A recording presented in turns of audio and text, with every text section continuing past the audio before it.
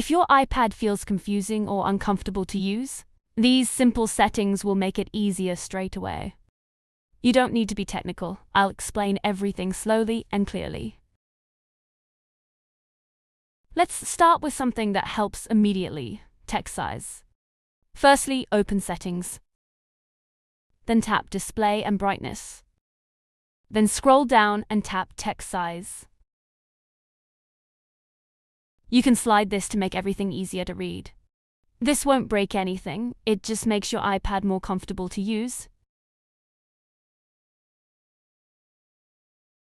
Staying in the Display and Brightness menu.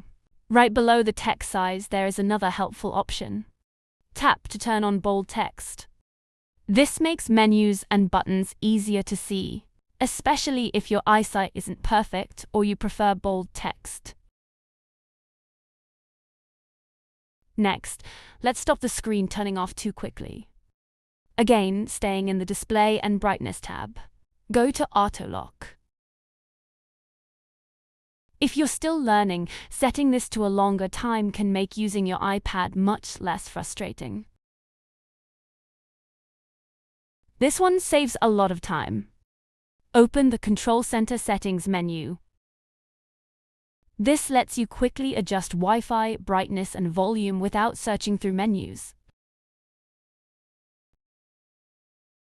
This might sound advanced, but it's actually very useful. Open Accessibility in the Settings menu.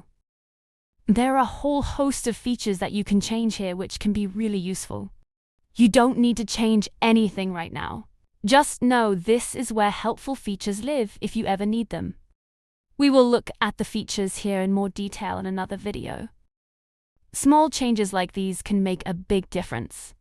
If you're learning iPad at your own pace, I post simple beginner videos every week. Feel free to subscribe.